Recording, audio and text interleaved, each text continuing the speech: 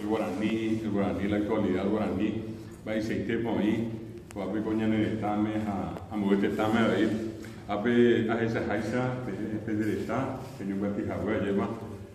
realmente iba este contenido a coite, llamamos Iguazú, ya que sacó, está muy pensado, con árabe, por coño, sábado,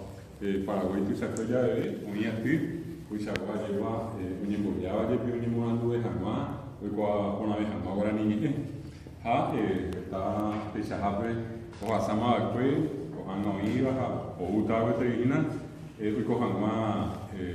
se tiene que ir por jara, o pei mi, o yupi mi, ahí bate, voy a jara, hape y bate mi, era de maestría, la pe olero mujer ando ere coco a jara, hape y ya fui pegua. Siempre hablamos de graduación, que finalmente hay un egreso cuando uno pasa a ser un egresado cuando llegó al último grado académico, sería para nosotros el grado de doctor en lengua y cultura guaraní, la peorera mujer a Tembico a Yara, porque es la misma acepción que tiene la palabra doctor en castellano, ¿verdad? Y bueno, nosotros hasta hoy con esta promoción con la que justamente retiramos ayer, llegamos a un poquitito más de 25.000 profesores. El Ateneo cumplió 32 años, fue fundado el 23 de septiembre de 1985, perdón, ahora el 23 de septiembre, ya me adelanté un poco, 32 años de vida, y a lo largo de ese tiempo nosotros empezamos en realidad los cursos para profesores en el año 1988. La primera promoción es del año 1989. Acá seguramente muchos de ustedes van a recordar, era un tiempo en que las carreras de magisterio duraban 2 años, ¿verdad? Y entonces el primer grupo que nosotros habíamos formado fue en la ciudad de Caaguazú, y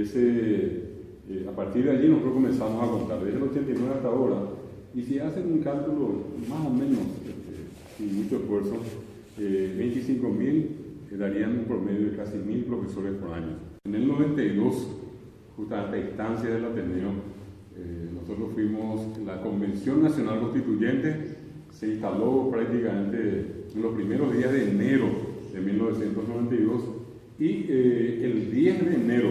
de 1992, unos días después, fuimos con una manifestación con varios miembros del Ateneo a solicitar que el guaraní sea idioma oficial,